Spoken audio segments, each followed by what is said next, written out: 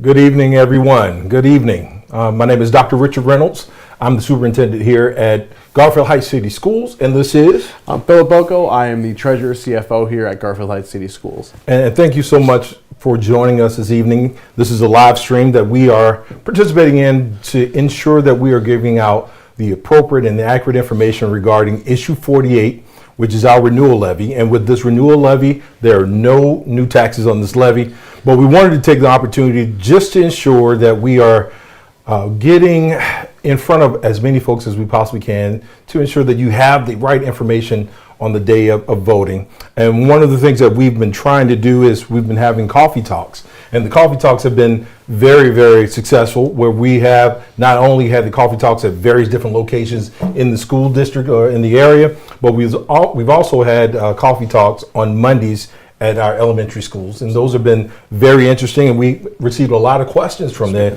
a lot of great questions, which we'll talk about in a little bit. But I want to also get into the community events that we've been a part of with the mayor as well. We've gained a lot of support from our mayor and our city council. Obviously, our school board, they're a great partnership with us just to ensure that our kids are receiving exactly what they need. We've done ribbon cuttings. Our recent ribbon cutting with the new stadium that we received from the Browns. We've invited the community to be a part of that. Every Monday, Wednesday, and Friday, our community members are available, or if they're available, they can come out and walk the track from 8 to 10 in the morning. And that is one of our efforts to ensure that we are not just a place where they send their children, but a resource for our community as well. And the only way that this can actually work is that if we're all on the same page. Absolutely. And then the last event that we had with the mayor, he did an outstanding job with just talking about what our children need. Mm-hmm. They've done some great things in the community with opening up a basketball court recently, and even our partnerships with just coming in and using facilities for other programs through the athletic department there. But we wanted just to make sure that our community knew that we are not just a place that they send folks to. We are actually a part of this. But we also wanted to share our progress. And we've done a lot of things, and Phil, if you can talk a little bit about the things that we've done facility-wise, and also new stadium and so on and so forth in the last couple of years. It's a lot, Dr. Reynolds. It's a bunch. It's been a fast 3 years. Oh, yeah. So our facilities, when we came in, obviously Garfield Heights, one of the poor school districts in the state of Ohio. Dr. Reynolds and I came in a time where there are a lot of grant funds, federal funds, one-time dollars that we had that we looked at our school district and said, we need to sustain fiscal practices, but also make investments and strategic plans to ensure that we can have this district long term. Yes. 5-10 years down the road. So a lot of that went into our facilities to make sure we were giving our students every resource we can, or we could. Yeah. To make sure they had the education they need. So we really started by looking at some of our buildings, and our buildings are quite old in this district. Yeah, a little bit of age, yeah. Right? Yes. Not like us, Dr. Not like right? us. No. But we looked at this and we said, we have a lot of one-time dollars, and let's invest in our buildings. So what we did, we invested in middle school windows. Yes. We had a bond levy up in 2023, did not pass, so we adjusted to that, and we understood that this is the best for our students now. Yes, just in case those who are out there, they may not know that our middle school, there's no AC in that middle school. Right. And so we need to do something. We were not able to pass a bond for a new middle school, so we needed to do something to ensure that our teachers and our students were as comfortable as possible, especially in the hot summer months or even the cold winter months. Yeah, and that was a direct response to the feedback we got from not only the community, but also from teachers, students, administrators. So, we put windows in. We replaced an original HVAC chiller at Maple Leaf. We have replaced security doors at the high school. We put in security measures, further security measures, updated technology at all of our secondary buildings, X-ray detectors, and those TSA screening machines. You have to go through those the same way. One of the big ones that we got wide community feedback were the yonder pouches, Dr. Reynolds. The yonder pouches were outstanding. The right. response was great. Yeah, and we kind of preceded what was coming down from the state when it came to we need to get in front of this. And those are large expenditures. We're talking $35,000 to implement that. Yes. And I think the crown jewel of what we did in this school district was we took the concerns of our athletic facility and we sought out a strategic partnership with the Cleveland Browns and utilized some of those final ESSER dollars and implemented and put in a new football field and track. And we utilize that not only for just football and soccer and track, but our PE teachers utilize that. And our community utilizes that in the morning, like you mentioned earlier. But those were all projects done over about a 16-month period, quick period, that were used federal dollars, non-general fund, non-tax dollars. And that's the important thing to understand here, is that we were able to stretch our one-time grant funding as far as we could to upgrade our facilities and honestly just maintain the status quo with our facilities given the age and all of that. But that's not to say we haven't done a nice job of investing, and our Board of Education has allowed us to do that. Yes, our board has been outstanding with the things that we come. Sometimes we come with some ideas that are a little bit innovative sometimes. Outside of the box thinking, but it is for the betterment of our community and for our school district, and our board has led the way with allowing us to do some of those things that we do. It also turned out with new buses that we've been able to gain as well. But there's been a lot of things going on in just a handful of months. I know. Felt like it just kind of went very fast. But even in those times, we've done a great job with just being great stewards of the things that we've been allowed or given as well. And with all the things that we've done, with all the things that we've invested in, our district is now a 3-star school district. Our kids, our teachers, our administrators have done an outstanding job with just leading the way and pushing us forward. We always talked about every child, every day together. And what that means is that we're really working to grow each child. And our teachers have done that. And that's why it's reflected in the rating for us to be a 3-star school district, and which is the highest designation that we've had since 2011. So we've done an outstanding job in just a short amount of years, and the programs that we've done, not only just our academic programs, but our programs to support our students in mental health, supporting our students with social emotional learning, and also just making sure that we're there to support our families as well, because our partnership with the Cleveland Clinic allows for our parents and the community members to take part in the mobile medical unit. So we've done a lot of great things. This thing has been pushing forward, but we're at a point right now where those things could be in jeopardy.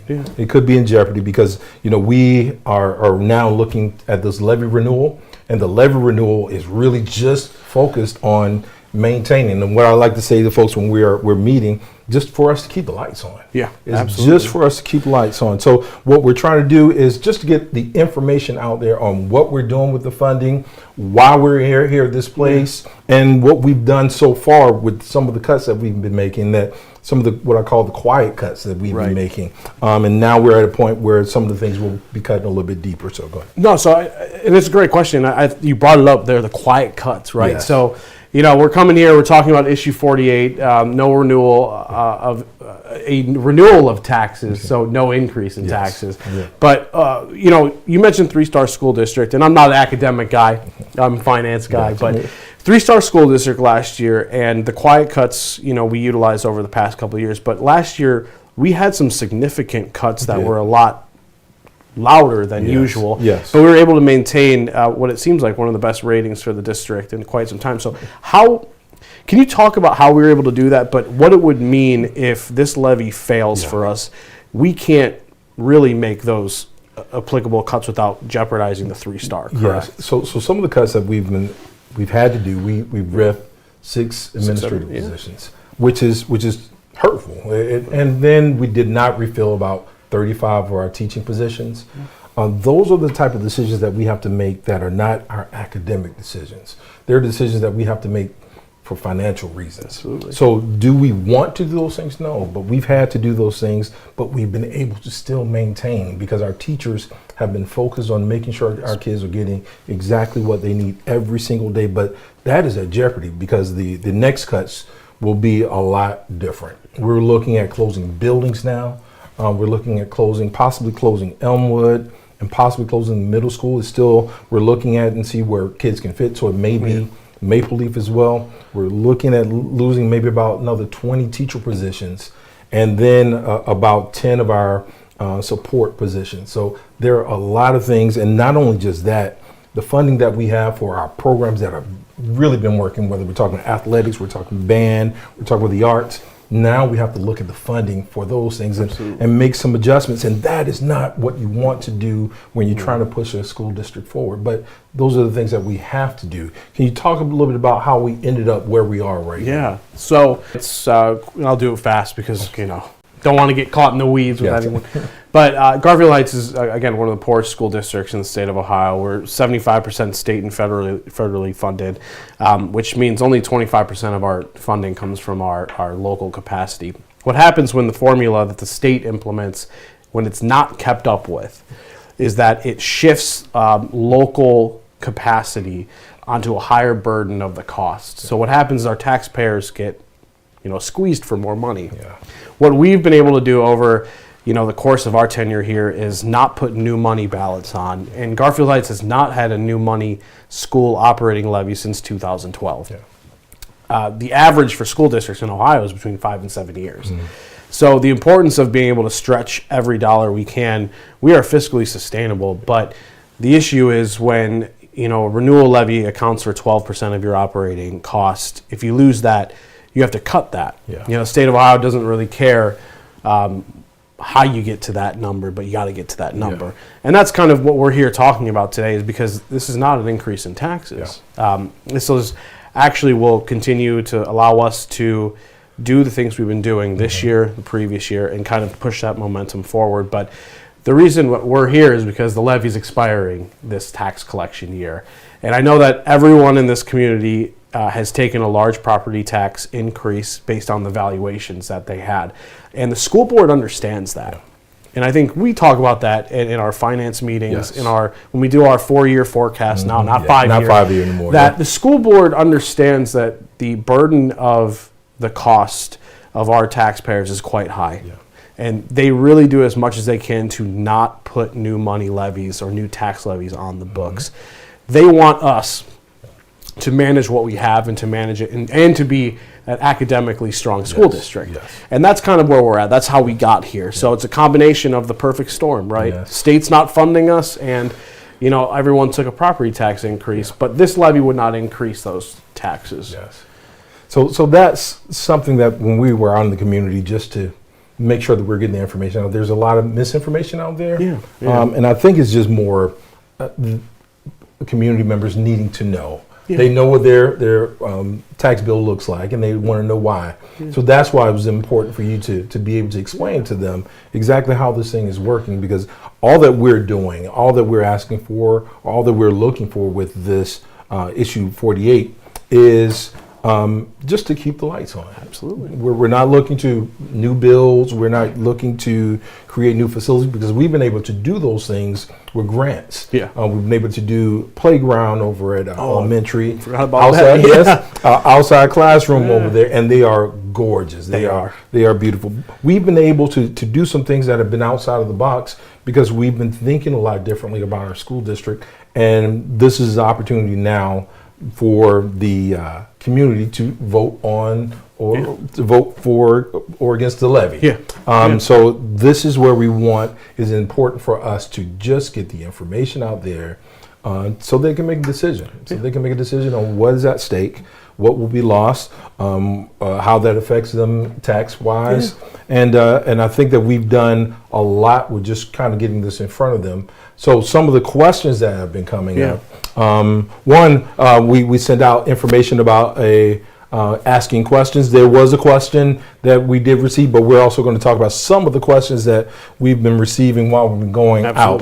But one of the questions, as a middle school parent, has an honors child, and what happens after the second quarter because honors may be cut. That is a question that we we'll have to work with the principal and also teaching and learning just to ensure that we still have the opportunity to push our students. What we don't want to do is to cut any of our programs, whether we're talking about honors programs or we're talking about the development of CTE programs where we're trying to teach kids skills, or whether we're talking about some of our extracurricular activities. We don't want to cut those things. Those are the things that allow us to help to create and to guide well-rounded students. we need for them to participate. We found out that the majority of our students who are high flyers are students who are participating in something, whether it's athletics, band, whether it is Music Express. They are involved. Right. And if we're unable to fund these organizations, unable to fund these programs, then we're jeopardizing some of the things that we need to offer every student. Absolutely. So those are the things. But regarding the honors program, we definitely need to work with the principal and also with teaching and learning as well. But some of the other questions that we had that came up, and one of which, here's a couple of them. When will these cuts begin? Yeah, we can go right into it. Yeah. So what we're looking at now, we're planning right now. Unfortunately, we're planning for either way.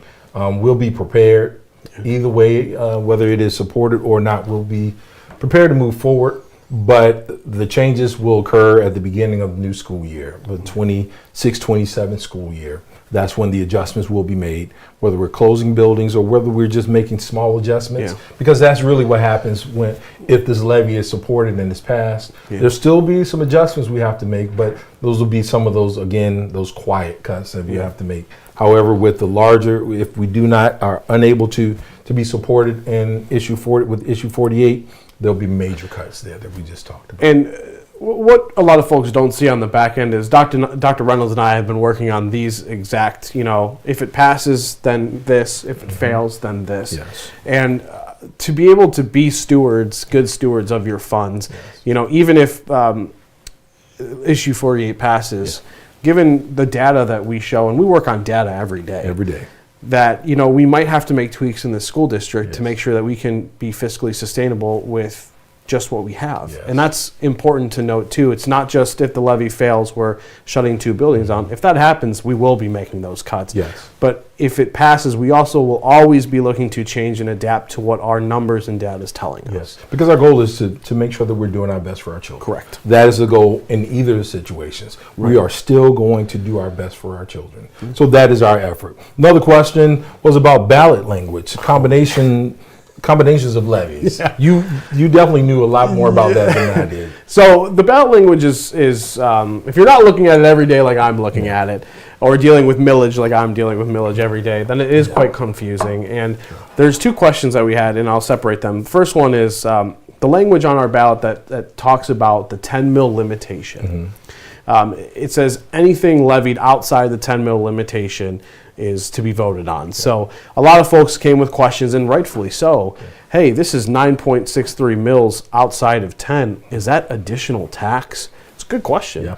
It's not. Yeah. So the 10 mil limitation is all about inside mills. So those are Ohio Revised Code. The 10 mills that the ballot language specifies is what the county breaks up and gives all the political subdivisions. Okay. So for example, we get 4.6 inside mills. The city gets a certain percentage, the libraries, the parks, the Port Authority. Mm-hmm. That's unvoted. So that's automatically levied no matter what.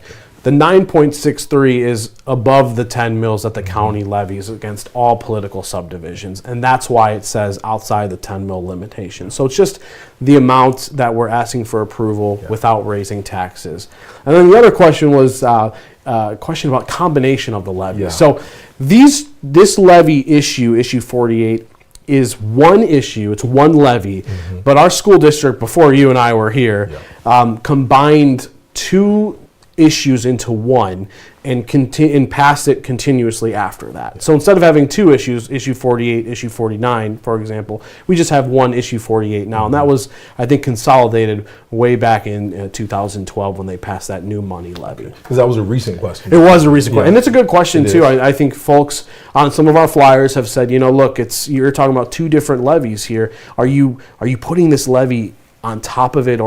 No, we combine the millage, combine the dollar amounts into one, so it's easier for folks to, digest and go. And quite honestly, the school district doesn't want to be at the ballot every year. We do not. We want to get in, we want to explain what we're doing with it and get out, essentially. And that combination was done how many years ago? I think it was, and don't quote me, but I think it was about 2012 when they, combined and put new money on. Yep. So, again, we're talking 13 years ago when that happened, and it's it's just one issue on this ballot. Yes. And that's where we're, it's a good question, though. And I think you provided a lot of clarity at that moment when the question was asked as well. I hope so. It's confusing. It's convoluting. The ballot language is it's quite complex nowadays. Yeah. They really have changed it. The state legislature has really changed it to where it's more difficult, and they almost look to confuse voters sometimes. Is what I see. And that's why we're here. Yeah, and that's why we've made what we're doing. Yeah, and that's why we've made ourselves available for the community to ask those questions, whether it's a phone call or an email or coming by one of these opportunities. Even when we do a lot of our parent engagement events, absolutely, we're getting those questions, which is awesome, because the more questions that we're being asked, the more clarity that we're able to provide our community, and that is our goal, and that's the effort of all of this, just to provide clarity, so that they can make a decision. So here was another question. Tell us about the 12.5% that we're going to lose. Yeah. So it's a really good question. It's actually a really important opportunity for our community to know this. Our levy currently only collects, so our community members only pay 87.5% of the full levy amount. So if our levy was $1, residents would pay 87.5 cents, right? The state kicks in the other 12.5%. So what does that mean? The state pays that percentage for you, and you don't see that. Okay. And what's important about that is that if this issue fails, any new money levy we put on moving forward would be fully taxed at 100%. So our community members would pay more than if they would, choose to not pass issue 48, and we'd have to put a new money levy on to collect the same dollar amount. Yeah. So right now they will be avoiding the 12.5%. Yes. Okay. Yeah. So if they pass it right now, I think the ballot language says $337 per $100,000 in valuation. If that same dollar amount we went for in May was the $5.35 million, what would happen is that per $100,000 amount would be 12.5% more. Because you have to, the state will no longer honor that credit. Full 100%. Yes. So right now, our community members are getting a discount on their property taxes on this levy, specifically on the issue 48 levy. Good. And here's one of the last questions. Will we be able to maintain our 3-star status? And this is how I answered it before. To get to the 3 stars was a lot of work. Absolutely. There was a lot of work, a lot of dedication from our teachers, even our community members coming in to assist in certain areas, but it's just the community coming together because we push for every child every day together. That's something that we say all the time. And so we're actually showing that right now. Yeah. We're showing, and I'm seeing teachers on Wednesdays with signs just to make sure everyone has the information. They're supporting different things that happen in the school district, but they're making sure the community is aware. I've seen parents walking down the street passing out flyers. We've seen just the city council coming in and speaking words of support. But those are the things that are happening when we're all moving in the same direction. Yeah. But however, if we're unable to receive the funding that we have been getting for years, if we're unable to see that, it will be extremely difficult to maintain that momentum that we've garnered over the last 3 years. It's been hard work. Ask our teachers. They've been working in the trenches and working hard, and it's paying off. And they're seeing this thing. And I want for our community to know that it does put those things that we've been able to do, it puts it in jeopardy. And so that we're hopeful that we've been able to put the information out there for the community so that you can have this information to take with you when you do go and vote. But again, there are no new taxes. No new taxes. No new taxes. And we are looking forward to continue the work that we've started. Yes. We're looking forward to continue to move our kids forward. And it does mean that we are still going to remain focused on every child, every day together. So thank you all for the opportunity to speak with you and to provide you with this information. And we are still available for any questions. Always. You can email us or call us here at the office, at Central Office, and we'll be able to make sure that we are responding as quickly as possible. But thank you to this community. Thank you to our parents. Definitely thank you to our teachers and to our children and our city officials as well. But most of all, I want to thank our school board. Yes. Our school board has done a wonderful wonderful job to get us to where we are They have. right now. Yeah. So thank you to you all, and we look forward to continuing this work.